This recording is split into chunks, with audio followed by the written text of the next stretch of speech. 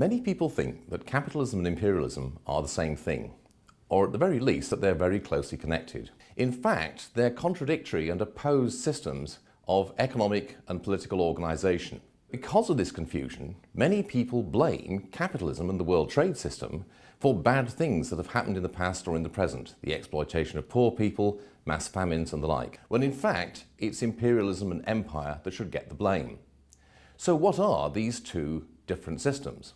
Capitalism is a system of the free exchange of goods and services between individuals on a voluntary basis under the rule of law and in a system of private property rights.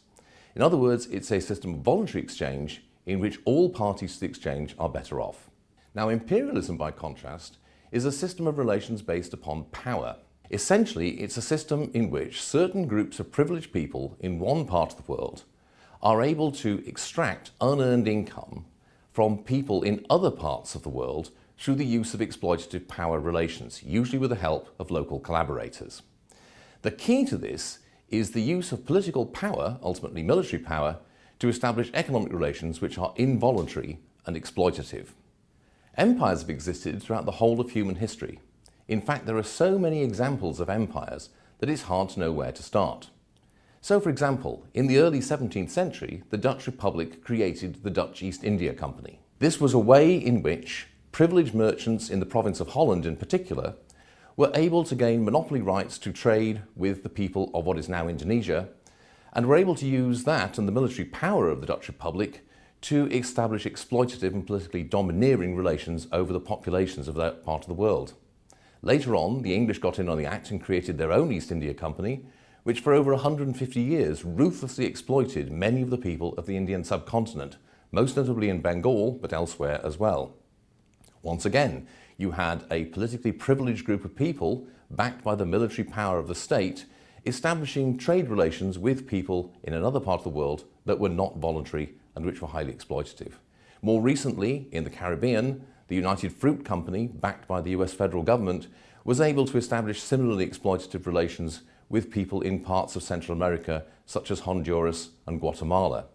The important thing to realize is that while these were profit-making enterprises, they were not true commercial capitalist businesses in the real sense of the term. The profits that they gained were due not to free competition or voluntary cooperation with willing buyers and sellers, but the use of political power. Had we had a true capitalist system operating here, we would have had lots of free trade between the people in the other part of the world, not only with people from the US or the UK, but also other people from other parts of the world. And there would have been a much more voluntary and mutually beneficial relationship. The results of imperialism are generally not very good. Not only does it lead to political corruption and the exploitation of many poor people, but it often has quite catastrophic results, such as the enormous famines which occurred in the late Victorian period in many parts of the world, in the 1890s in particular, most notably in India but also elsewhere, which are often blamed on capitalism, but which in fact were clearly the result of the policies of the British Empire and other colonial powers at the time. So the thing to take away is this: imperialism is not and never has been the highest stage of capitalism. For one thing, empires have existed long before capitalism came into existence. Capitalism and imperialism are not complementary but contradictory and hostile systems of political, economic and social organisation. Where one of them flourishes, the other has to decline. I hope you really enjoyed this. Click on one of these links here to watch more and learn more.